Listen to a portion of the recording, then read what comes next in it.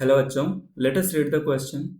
The figure here shows a Gaussian cube of the face area A immersed in a uniform electric field E that has a positive direction of z-axis. In terms of E and A, what is the flux through the whole cube? So in the question, we are given that the electric field E vector equal to E k cap, which is in z-axis direction, and in this electric field we have placed a cube as given in the figure. So we need to find out what is the total flux. So the key concept involved in the question is the Gauss law. Gauss law. As per the Gauss law, flux can be written as E vector dot area vector. So this is the formula to find out the flux. Now let us write the area vector of each face of the cube. Here we can see that this is y-axis, this one is x-axis, this one is z-axis, and here we can see that there are total 6 faces. This one is the face number 1, this is the face number 2, similarly this is face number 3, and this one is the face number 4.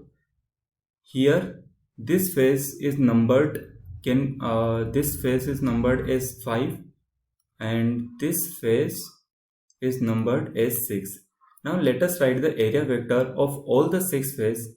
For the face number 1, area vector can be written as it is in the x-axis direction, which is equal to minus a I cap, and the area vector of the face 2 can be written as plus a I cap, which is in the positive x-axis direction, this is, and the area vector of the third face is equal to negative, it is in negative y-axis direction, and the face 4, area vector of the face 4 is in opposite direction to the face 3, so it can be written as like this.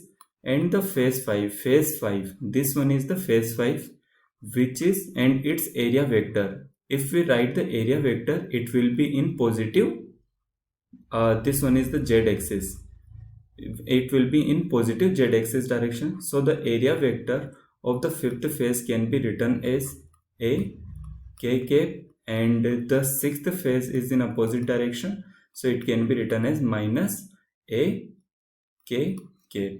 Now let us write the total flux. So the flux can be written as E vector dot area vector integration. If we integrate, it can be written as the area vector can be written as area vector of phase 1, area vector of phase 2, area vector of phase 3, and so on up to the phase number 6. If we see here, if we add all the area vectors, we will get equal to 0, as each face, for example, face number 1 is opposite to the face number 2. Similarly, face number 3 is opposite to face number 4, and face number 5 is opposite to the face number 6. Therefore, the total area vector equal to 0.